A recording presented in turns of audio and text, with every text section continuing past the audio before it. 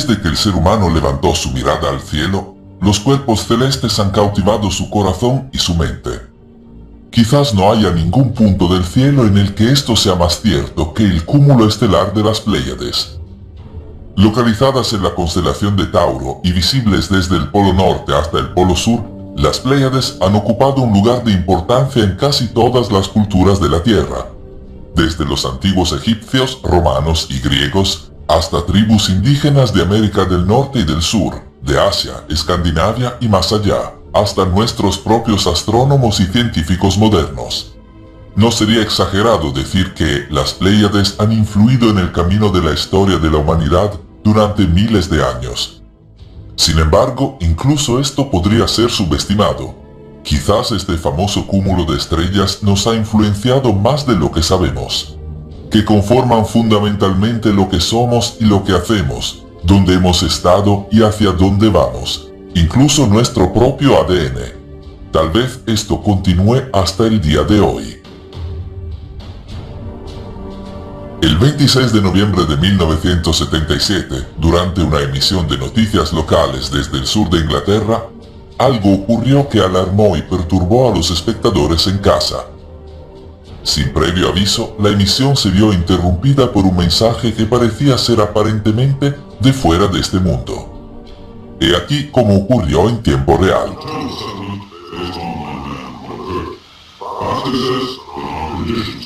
These include stopping the execution of all kinds of prisoners of war.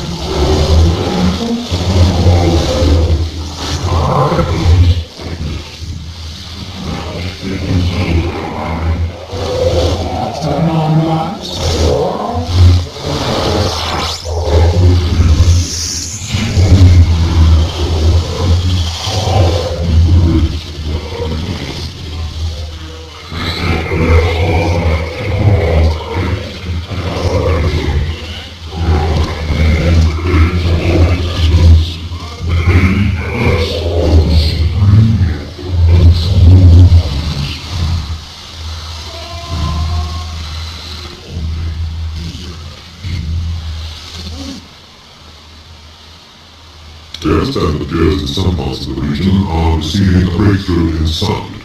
We're sorry about this and we're doing our best to rectify the fault.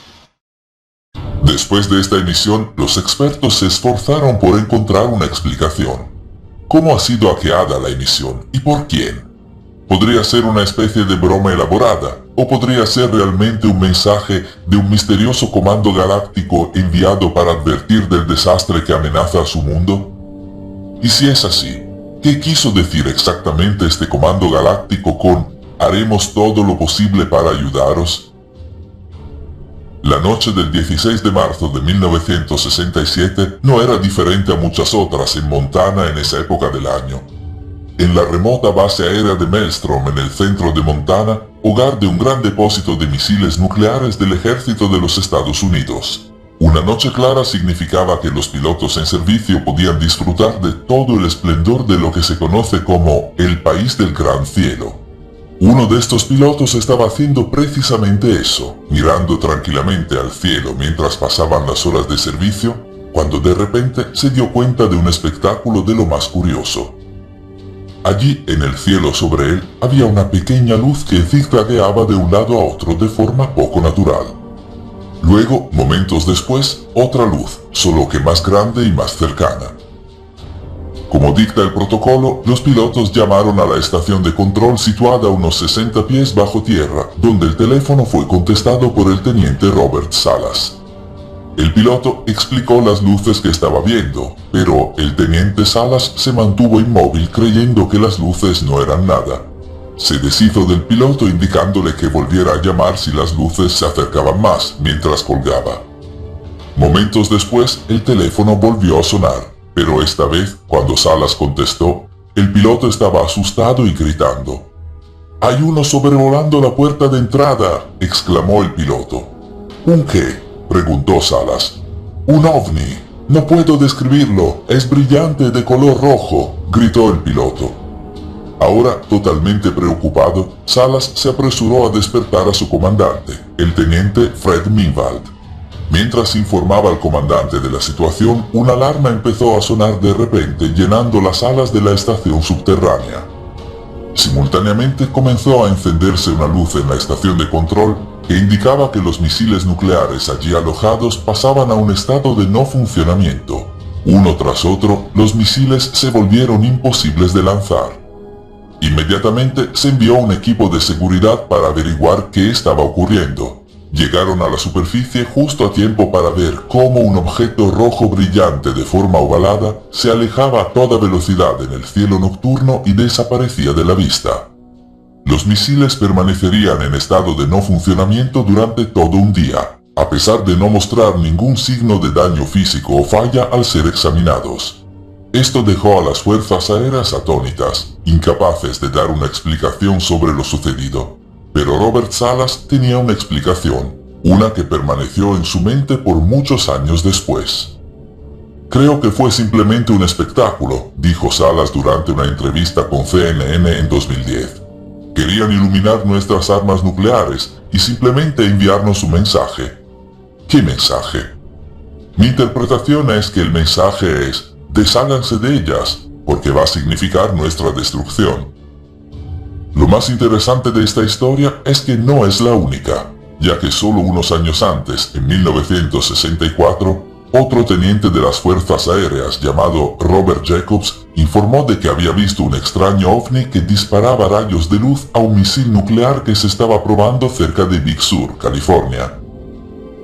Lo estábamos probando para ver si podíamos poner una bomba nuclear en órbita, explicó Jacobs durante su testimonio de 2021 en el Club de Prensa Nacional de Washington, D.C.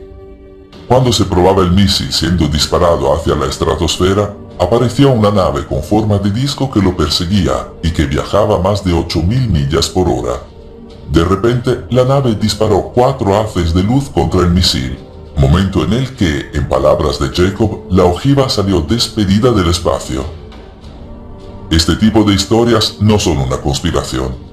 En la década de 1970, nada menos que el Washington Post, citando documentos del Departamento de Defensa de los Estados Unidos, informó que una serie de zonas de la nación, supersensibles de lanzamiento de misiles nucleares y bases de bombarderos, fueron visitadas por objetos no identificados que volaban a baja altura y eran evasivos. Pero se remonta aún más atrás. En la década de 1940, cuando Estados Unidos comenzaba a desarrollar la bomba atómica, se informó de la presencia de ovnis sobre las instalaciones de Hanford, en el estado de Washington, el lugar donde se producía el plutonio para el proyecto Manhattan. Según los documentos del Departamento de Energía, se vio una bola de fuego brillante en el cielo en más de una ocasión. Cuando fue perseguido por los aviones de la Fuerza Aérea, simplemente se alejó demasiado rápido para ser perseguido. A 1.200 millas de distancia, en Los Álamos, Nuevo México, donde se estaban probando las primeras bombas atómicas, documentos adicionales del Departamento de Energía registran múltiples avistamientos de una bola verde de fuego en el cielo. Incluso Roswell, Nuevo México, el lugar del incidente ovni más famoso de la historia, tiene su propia conexión con las armas nucleares. En el momento del incidente, Roswell albergaba el grupo de bombardeo 509 de las Fuerzas Aéreas estadounidenses, el escuadrón que lanzó las bombas nucleares sobre Hiroshima y Nagasaki en la Segunda Guerra Mundial. Una y otra vez parece haber una conexión entre los ovnis y las actividades nucleares de Estados Unidos. Esta conexión se ha convertido en el trabajo de la vida del periodista de investigación George Knapp, que durante más de 30 años ha utilizado la Ley de la Libertad de Información para examinar los documentos del Departamento de Defensa y Energía de Estados Unidos, registrando incidentes que aparecen década tras década hasta el día de hoy. En las instalaciones donde empezamos a diseñar y construir armas nucleares, en los lugares donde procesábamos el combustible, en las instalaciones donde probábamos las armas, en las bases donde desplegamos esas armas, en los barcos, en los submarinos nucleares. En todos esos lugares, toda la gente que trabaja allí ha visto esas cosas. De hecho, la relación entre los ovnis y la actividad nuclear de Estados Unidos es algo reconocido en los más altos niveles del gobierno de dicho país. Consideremos a Harry Reid, el recientemente retirado ex líder mayor del Senado de Nevada, quien durante 30 años fue una de las personas más poderosas de los Estados Unidos. Durante una entrevista en 2019, Reid declaró: "Las ocurrencias de personas que ven ovnis no son una docena de personas aquí o allá. Miles de personas lo han visto, y en ocasiones muchos cientos de personas vieron lo mismo al mismo tiempo. Hay sucesos que no se discuten en algunas de nuestras bases de misiles, donde toda la base fue cerrada. Aparentemente, si se les pedía que dispararan un misil, no podían hacerlo. Nadie sabe cómo lo hicieron. Tenemos barcos en donde las comunicaciones se cortaron con estas cosas en el agua. Así que esto no es algo que algunos locos están tratando de convertir en un gran problema. Esto es algo en lo que nosotros como país debemos estar involucrados". En 2007, mientras servía como líder del Senado de los Estados Unidos, Reid impulsó la financiación de decenas de millones de dólares para lo que se conoció como el Programa de Identificación de Amenazas Aeroespaciales Avanzadas, que trabajaba dentro del Departamento de Defensa investigando fenómenos aéreos inexplicables o FAI. El director de este programa desde su inicio hasta 2017 fue un hombre llamado Luis Elizondo. En 2021, Elizondo habló sobre lo que su investigación había descubierto en un evento al que asistió prácticamente la totalidad de los principales medios de comunicación estadounidenses y muchas fuentes mundiales también. Parece haber una congruencia muy clara entre los FAI, la actividad asociada de los FAI y nuestra tecnología nuclear, ya sea la propulsión o sistema de armas o lo que sea. Y eso es preocupante hasta el punto de que hemos tenido algunas de nuestras instalaciones nucleares inhabilitadas por estas cosas.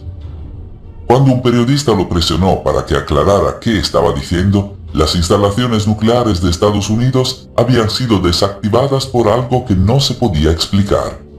Elizondo respondió: hay pruebas absolutas que corroboran la idea de que los FAI tienen un interés activo en nuestra tecnología nuclear y que en el pasado han interferido en alguna de nuestras actividades nucleares. Eso es un hecho, sí. De manera crucial, Elizondo añadió otra pista en su discurso. Además, esos mismos avistamientos se han visto en otros países. También han tenido los mismos incidentes. Eso nos indica que se trata de un problema mundial. Si se establece en los más altos niveles del poder estadounidense que los ovnis han tomado un interés activo en las actividades nucleares del país, ¿podría ocurrir lo mismo en otros países? ¿Se trata realmente de un problema mundial? Durante la Guerra Fría, las fuerzas aéreas estadounidenses y las fuerzas aéreas reales británicas operaban conjuntamente en múltiples bases en el Reino Unido que albergaban armas nucleares que apuntaban directamente a la Unión Soviética. A finales de diciembre de 1980 se produjeron incidentes desconcertantes en dos de estas bases en la misma noche, el último de los cuales se ha conocido como el Roswell británico.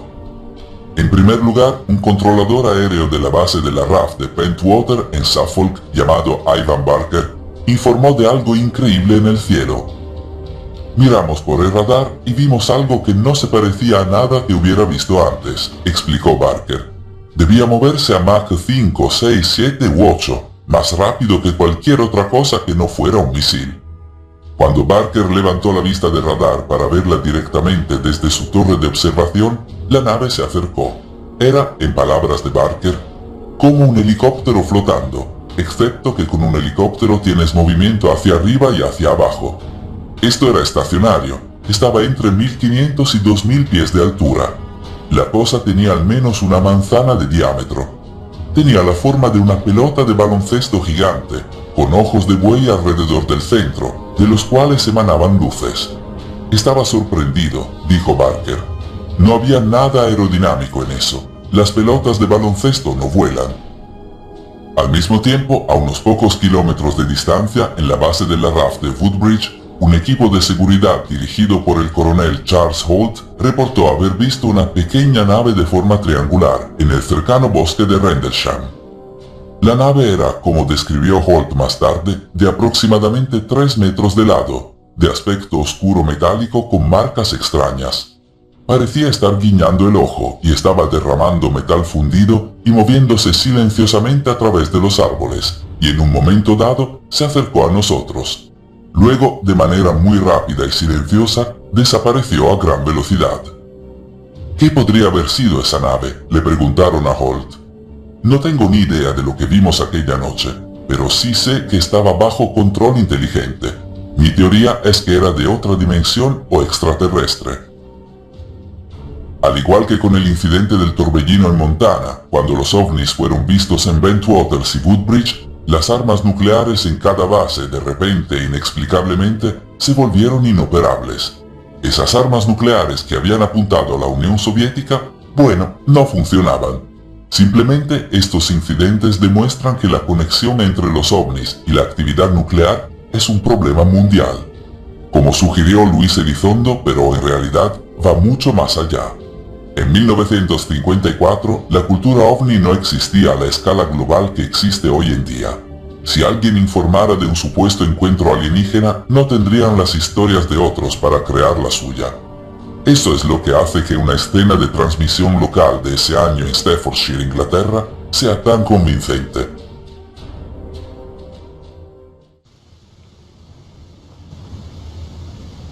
Staffordshire's had a whole crop of flying saucers. Spots in the sky, lights in the sky, strange things. But the strangest of all was seen one day over this cottage.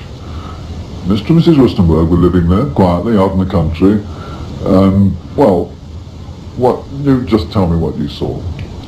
Well, this was one ordinary day.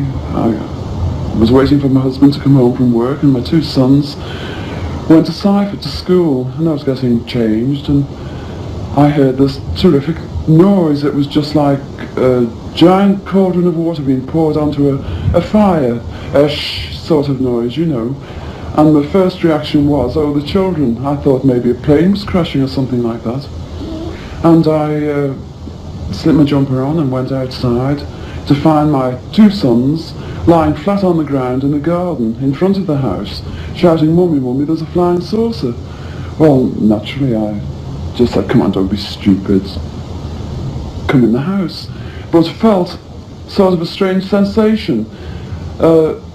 Wended my way up the side of the house to where we had a pump where we used to get all our water from, and automatically looked up to see this, all I can describe, this huge Mexican hat. It was stationary, this thing, and it was bright silver in colour, and it had a dome. It was tilted to sort of, I could see the occupants in it. You saw people in it? I saw people in it. There were two people in there. These people were beautiful people. That's the only way I can describe them. They had long golden hair, like a page boy bob, just like the old kings. You used to see photographs of the old kings. And the colour of the hair was golden. Now, I was really... What were they dressed in? They had a sort of a polo neck jumper affair, like a ski top suit, in pale blue. Now, these people weren't sat behind, one behind the other. They were sat together, but this, whatever it was tilted so that I could see them and they could see me. Were you looking at them through windows, through portholes? Or no, not portholes. It was just sort of like a cockpit, I suppose, that had this perspex or glass or whatever it was. They could see me anyway, and I could see them. And they had beautiful faces. I shall never forget their faces as long as I live. Their foreheads seemed to be a bit larger than, you know, the bottom of their faces as normal people you would expect to see. But maybe this was just whatever they had round their heads, which was like a transparent fishbowl. And they just looked, and I was absolutely paralytic with fear. I couldn't move, although my mind was ticking over. And they looked so sympathetic that I was just mesmerised for what seemed to be, ages, but it could have only been seconds. And I turned to sort of look down at the boys, was unaware that they were with me, because I was so absorbed. And the next thing, I looked up and it was gone. how low had it been? It had been the height, I couldn't tell you. But the house that you've seen, it was just on top of the roof. It was hovering on top of the roof. How big was it compared with the size of the house? It swallowed the whole circumference of the roof. I couldn't see, the roof was completely blotted out. The chimneys I couldn't see. All I could see was this massive object that I described as like a Mexican hat without the bubbles. And then it flew away sideways or upwards? No, I didn't see. I just looked up and it had gone.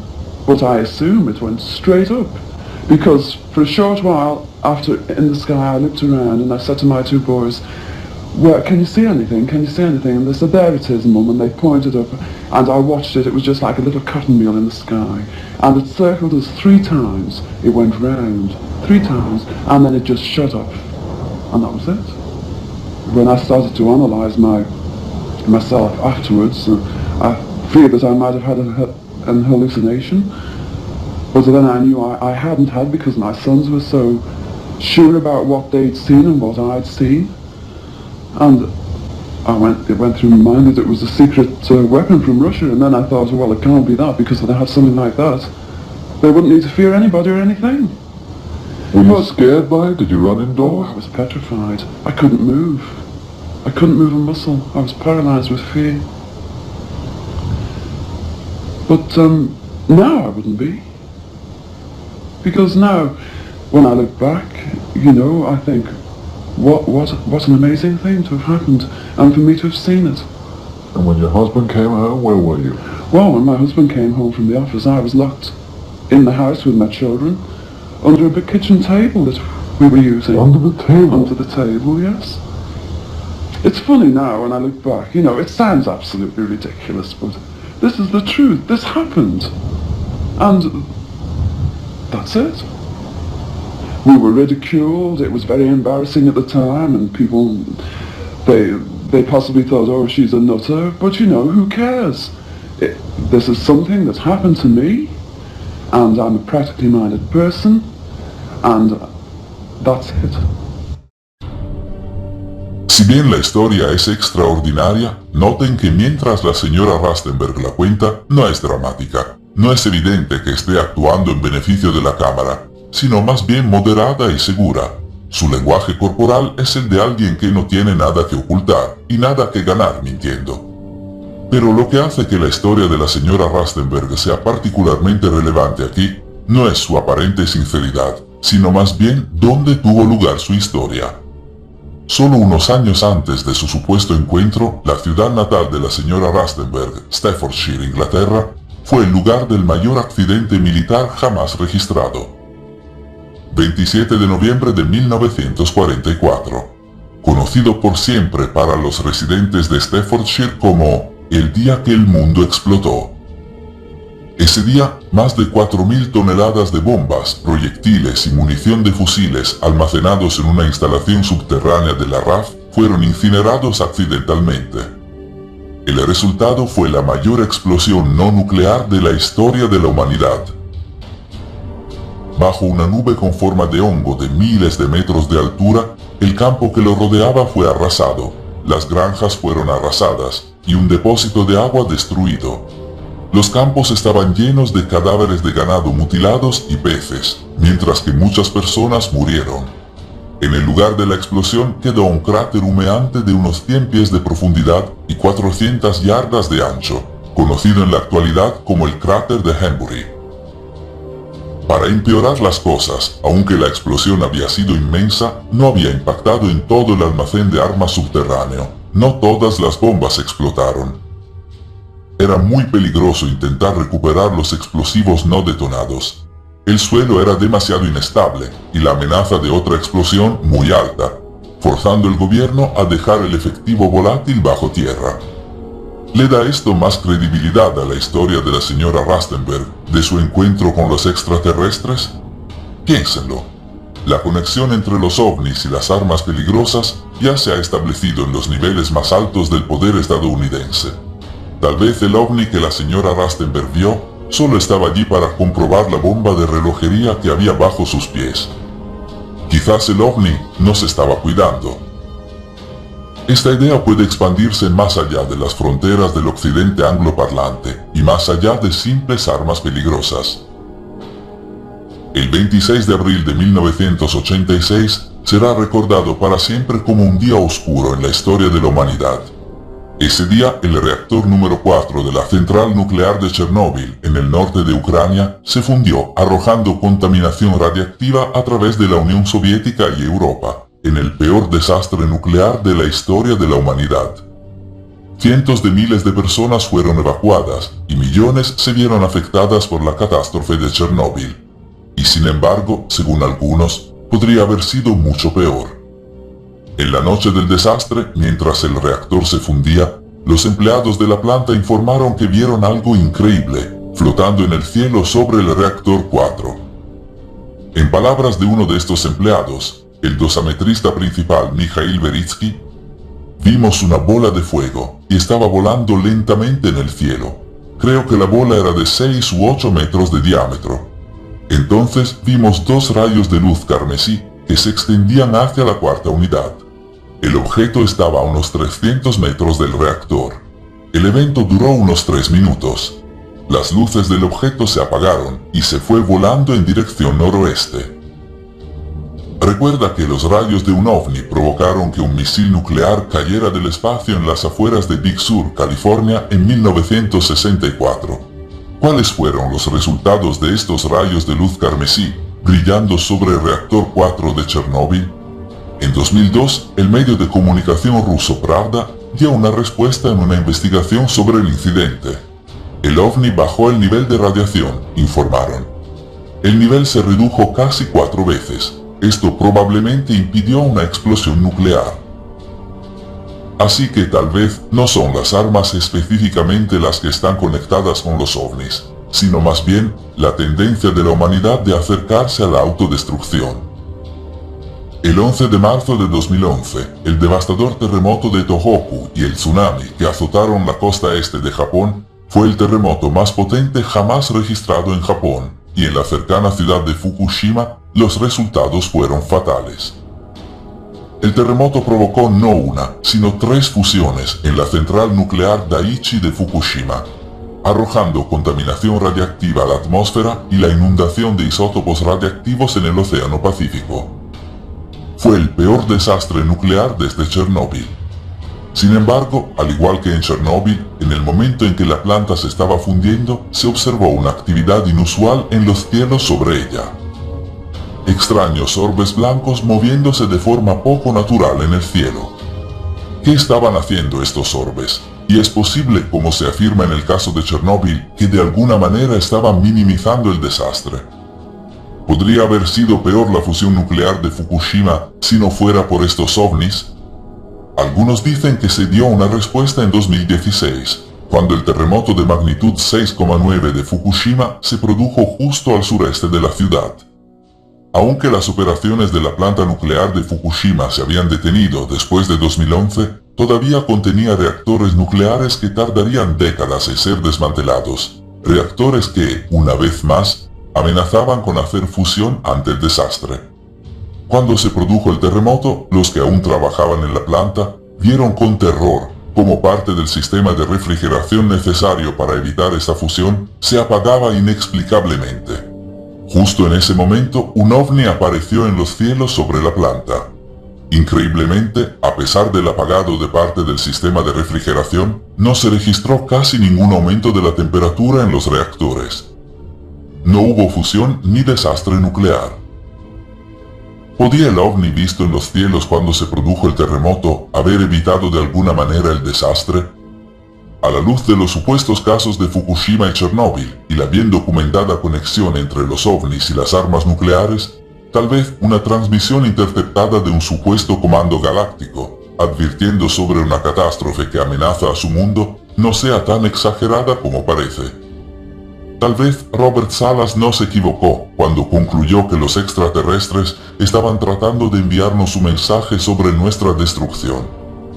Entonces, nuevamente, tal vez va más allá de una simple transmisión interceptada. Más allá de las advertencias abstractas, tal vez se trate más bien de una asociación.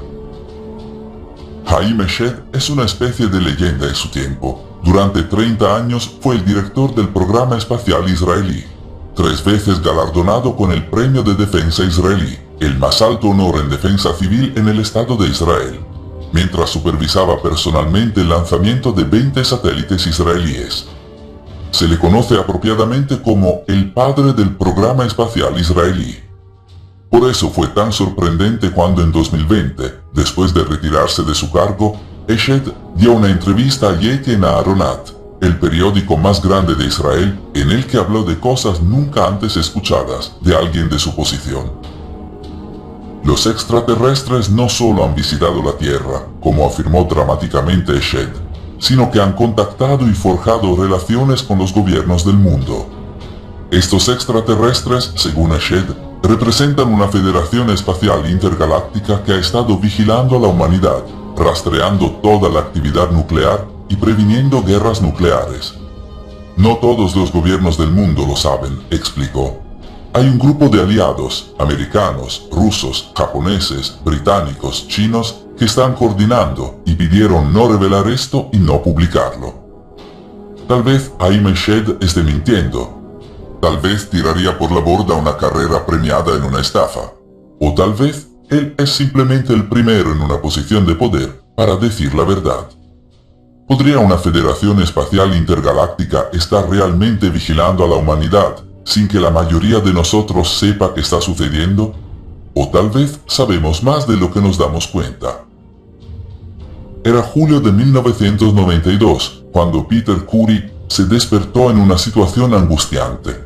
Estaba paralizado, incapaz de moverse, pero totalmente consciente. Lo más alarmante fue que se dio cuenta de que una extraña mujer estaba sentada encima de él, ahorcajada sobre su cuerpo. Tenía características inusuales, cabello rubio y piel blanca como leche, con grandes ojos azules y pómulos sobresalientes. En la esquina de la cama se sentó otra mujer, una mujer de aspecto asiático según Curry. Lentamente y sin hablar, la mujer en el pecho de Curry se volteó hacia la otra mujer, le tocó el estómago y luego señaló al cielo. Cuando lo hizo, las dos extrañas mujeres desaparecieron. Después de eso, Curry registró la habitación en busca de pruebas de que habían estado allí, y de hecho las encontró. A diferencia de muchos otros casos, esta vez parecía que habían dejado evidencia física, un simple cabello. Sintiendo que tenía pruebas de un encuentro alienígena, Curry llevó el cabello a un laboratorio bioquímico independiente para analizarlo, y los resultados fueron increíbles. El cabello era visiblemente claro, como el hilo de pescar. Según el químico biomolecular Horace Drew, no hay nadie en la Tierra que tenga el pelo visiblemente claro. Además, mientras el cabello humano tiene un solo tipo de ADN, ese cabello tenía dos. Un linaje celta de ojos azules y piel clara en la raíz, y un raro linaje chino en el tronco. ¿Cómo era posible? Para los científicos del laboratorio parecía que el cabello podría ser realmente alienígena. Note que los presuntos extranjeros con los que se encontró Peter Curry no tenían la apariencia de los extraterrestres que conocemos en la cultura popular. Esos pequeños seres grises con cabezas abultadas y grandes ojos negros. No, los extraterrestres de Curry parecían más humanos. Cabello rubio, ojos azules, la piel blanca como leche. Ella parecía como escandinava. Recuerden a la señora Rastenberg de Staffordshire y cómo describió a los extraterrestres que vio. Estas personas eran hermosas, esa es la única manera en que puedo describirlas. Tenían el pelo largo y dorado como un corte paje. Ella y Peter Curry tuvieron contacto con la misma clase de extraterrestres. Y si es así, ¿quiénes son? A unos 500 años luz de la Tierra, anidado dentro de la constelación de Tauro, se encuentra el cúmulo estelar de las Pléyades. Formado por cientos de estrellas, 7 son visibles a simple vista en una noche despejada y oscura. Lo que hizo que el cúmulo pasara a denominarse en los tiempos modernos como las 7 hermanas. Desde que los seres humanos registran sus pensamientos, el cúmulo de estrellas de las Pléyades ha tenido un lugar especial y de extraña importancia similar. En el antiguo Egipto, las 7 estrellas visibles del cúmulo de las Pléyades representaban a 7 diosas que proveían de alimento a los adoradores. Las tradiciones escandinavas hablaban de las Pléyades como las hijas de la diosa nórdica del amor y la fertilidad. Las personas pintaban 7 puntos en sus casas para protección. En la antigua Roma, la escuela del pensamiento conocida como hermetismo hablaba de las 7 estrellas de las Pléyades como poseedoras de los secretos de un nivel superior de conciencia. Mientras que en China, el mausoleo de Shaolin, que contiene el complejo de la tumba del fundador de la dinastía Ming, está diseñado según la disposición de las 7 estrellas de las Pléyades, y se dice que contiene grandes secretos cósmicos. Las tradiciones cherokees de Norteamérica incluso hablaban de que su pueblo se había originado realmente en el cúmulo de las Pléyades, viniendo a la Tierra como semillas estelares con la misión de traer luz y conocimiento. Lo más curioso de estas tradiciones y otras similares es el uso repetido de 7 estrellas de las Pléyades como su origen. En la actualidad no hay 7 estrellas visibles a simple vista, sino 6. Entonces, ¿cómo? Se preguntan los científicos modernos, los antiguos seguían hablando de 7. ¿Tenían las antiguas civilizaciones algún tipo de información especial sobre las Pléyades? ¿Y por qué siguen atribuyendo características similares al cúmulo? Conocimiento y conciencia, alimentación y protección. Algunos en tiempos más modernos tienen una respuesta. Según los ufólogos, el cúmulo estelar de las Pléyades no es un punto más en el cielo, sino de hecho el hogar de una raza de seres alienígenas conocidos como los Pleiadianos. Prácticamente se dice que estos Pleiadianos son una raza benévola, estrechamente relacionados pero más desarrollados emocional y espiritualmente que los humanos, interesados en ayudar a la humanidad en su propio viaje evolutivo. Si esto es cierto, entonces tal vez es la razón por la que los antiguos continuamente hablaban de las Pléyades como un lugar de conocimiento y protección. Notablemente, se dice que los Pleiadianos tienen una apariencia muy diferente a los alienígenas grises y cabezones de la cultura popular. Más bien, los Pleiadianos son a menudo conocidos como alienígenas nórdicos, debido a su supuesta apariencia escandinava. Cabello rubio, piel blanca como leche, ojos azules. ¿Podrían ser estos los extraterrestres vistos por Peter Curie y la señora Rastenberg? ¿Podrían ser ellos los que desactivan nuestras armas nucleares y reducen nuestros desastres? ¿Podrían estos Pleiadianos ser parte de un comando intergaláctico que nos cuida? Y de ser así, ¿cómo podrían estar tratando de ayudarnos ahora? En mayo de 1988, Barbara Marciniak emprendió un viaje que cambiaría su vida para siempre. Durante 3 semanas viajó con el grupo de la nueva era a través de los antiguos templos de Egipto y Grecia, desde la Gran Pirámide al templo de Delfos y más allá. En el último día del viaje, después de haber intercambiado abrazos y despedidas emotivas con sus compañeros de excursión, Marciniak sintió de repente un deseo insaciable de meditar. Se apresuró a volver a su habitación de hotel, donde se sentó con los ojos cerrados y la espalda recta. Su mente volvió a la cámara del rey de la Gran Pirámide. De repente, involuntariamente, Marciniak comenzó a hablar en voz alta, en una voz susurrada, excepto que, sorprendentemente, la voz no era la suya. ¿De quién es esta voz?, Marciniak se preguntaba dentro de su mente. Para su sorpresa, inmediatamente recibió una respuesta de sus propios labios. «Somos los Pleiadianos», dijo la voz. Un colectivo de seres espirituales multidimensionales del sistema estelar de las Pléyades. Marciniak estaba preocupada. ¿Quién en su sano juicio iba a creer que estaba en contacto y hablando por los extraterrestres?, se preguntaba. Después de media hora, la voz se detuvo. Sin embargo, no la abandonó. Volvió nuevamente, una y otra vez, día tras día.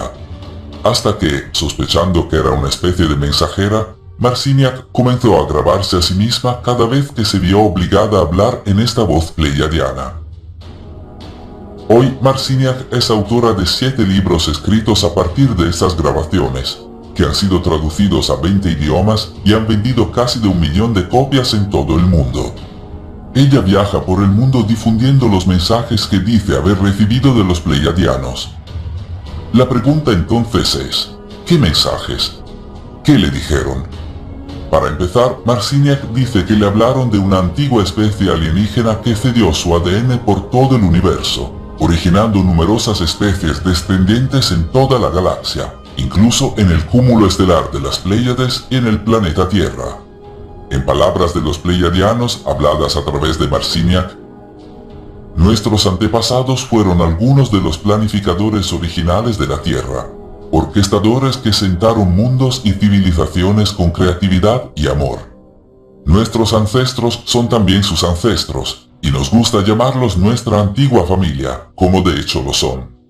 Nuestros antepasados dieron su ADN a los plantadores originales, y este ADN pasó a formar parte del ADN de las especies humanas. ¿Recuerdan las tradiciones de los Cherokees, que hablaban de sí mismos como semillas estelares de una raza extraterrestre del cúmulo de las Pléyades? Tal vez tenían algo. De hecho, la idea de que el ADN extraterrestre forma parte del ADN humano no es un mito o una suposición, sino que forma parte de un debate continuo en los niveles más altos de la ciencia moderna. Vean al Dr. Francis Crick, el científico inglés que ganó el premio Nobel en 1962 por su trabajo descifrando la estructura helicoidal del ADN, sentando las bases para comprender la estructura y las funciones del ADN. En su trabajo, Crick notó que los pequeños trozos de ADN que codificaban las proteínas parecían flotar en un mar de elementos sin propósito aparente. Galimatías genéticas. Crick sugirió que estos otros elementos, estas galimatías genéticas, eran poco más que desechos. ¿Qué eran estos desechos? Crick tenía una respuesta, una teoría conocida como panspermia dirigida. Simplemente, la panspermia dirigida quiere decir que la vida se extendió deliberadamente a través de la galaxia, incluyendo la Tierra, por una antigua y avanzada civilización alienígena, dejando trozos de nuestro origen extraterrestre en el ADN humano. Sí, el hombre que ganó el premio Nobel por su trabajo de descifrar el ADN decía que dentro de nuestro ADN estaba el ADN de los extraterrestres. El trabajo de Crick continuó en el proyecto seminal del genoma humano, que reunió a científicos, matemáticos y programadores informáticos de todo el mundo entre 1990 y 2003, en un esfuerzo por mapear la secuencia completa del ADN del genoma humano. Lo más importante es que el proyecto descubrió que el 97% del ADN humano, la basura de Crick, no tenía ninguna función aparente. Esto no tiene sentido. Si el ADN basura no tuviera ninguna función, es decir, ningún propósito, entonces no podría ser explicado por la evolución. No encajaría en el proceso de supervivencia del más fuerte. Entonces, ¿por qué estaba allí? ¿Y cómo llegó hasta allí? Un investigador del proyecto Genoma Humano tiene una respuesta. Tenemos que hacer frente a la increíble noción de que cada vida en la Tierra lleva el código genético de su primo extraterrestre. Nuestra hipótesis es que una forma de vida extraterrestre superior se dedicó a crear nueva vida y a plantarla en varios planetas. La Tierra es solo uno de ellos. Volviendo a la idea de que una raza alienígena llamada los Pleiadianos está velando por la humanidad. ¿No tendría esto más sentido si fueran literalmente nuestros primos extraterrestres? Descendencia relacionada con una antigua raza alienígena que sentó el universo con su ADN. Si realmente son nuestros primos, no es de extrañar que quieran ayudarnos. Según Bárbara Marciniak, esta ayuda va más allá de las armas y los desastres nucleares. Más bien, los Pleiadianos están aquí para ayudar a la humanidad en el proceso de transformación espiritual. Como un hermano mayor más avanzado evolutivamente. Han venido a ayudar a los humanos en su transición a la siguiente etapa de evolución. En palabras de los Pleiadianos, habladas a través de Marciniak, está a punto de producirse una transición, un cambio dimensional que disminuirá la densidad de la tercera dimensión para que pasen a dimensiones superiores, en las cuales el cuerpo no tiene tal estado sólido. Pero, ¿cómo puede tener lugar esta transición? Los Pleiadianos enseñan: cuando la gente preste más atención a la naturaleza y cuide la tierra, en lugar de obsesionarse con la guerra y los portafolios financieros, sabrán que la transición hacia una mayor conciencia se ha producido realmente. La tierra debe ser amada en la vitalidad, y la naturaleza debe ser reconocida y apreciada como un inteligentemente diseñado sistema interactivo de información, que te conecta con capas y capas de realidades multidimensionales. A medida que cambien sus percepciones, serán capaces de reconstruir su civilización basada en el valor y el respeto por toda la vida. Bárbara Marciniak y otros que canalizaron a los Pleiadianos afirmaron que la raza pleiadiana ha avanzado miles de años más que nosotros en tecnología y entendimiento espiritual. Ellos habitan muchos planetas, algunos de los cuales son Pata, Hera, Samgassi, Quetzal y muchos otros. Aunque están repartidos en muchos planetas del cúmulo de las Pléyades, mantienen un equilibrio teniendo un bajo número de personas en cada planeta, para preservar su salud y la de su planeta. Viven en armonía con cada planeta, y se consideran uno con la naturaleza y con todas las demás formas de vida que les rodean. No tienen ninguna religión, aunque son muy espirituales. No tienen ningún sistema monetario y distribuyen los bienes libremente con todos, contribuyendo a su sociedad de diferentes maneras. Según los canalizadores, los Pleiadianos poseen registros de toda la historia de la Tierra y de todas las civilizaciones que se desarrollaron aquí. Se ha dicho que ayudaron e influyeron en muchas de estas civilizaciones, incluyendo la Atlántida, Lemuria y otras civilizaciones antiguas desconocidas. Tenemos un video completo en el que discutimos las muchas pistas que apoyan la teoría de que el continente perdido de Lemuria, más conocido por la antigua cultura tamil como Kumari Kandam, realmente existió. El enlace está en la sección de comentarios. ¿Es esto posible? Que nuestros primos pleiadianos extraterrestres no solo velan por nuestra seguridad, sino que intentan ayudarnos a pasar a la siguiente etapa de la evolución, una basada en el valor y respeto por toda la vida. Es por esto que han estado tan interesados en desactivar nuestras armas nucleares y en minimizar nuestros desastres. ¿Y podrían realmente haber contactado con Bárbara Marciniak con las palabras para hacer de esta evolución una realidad?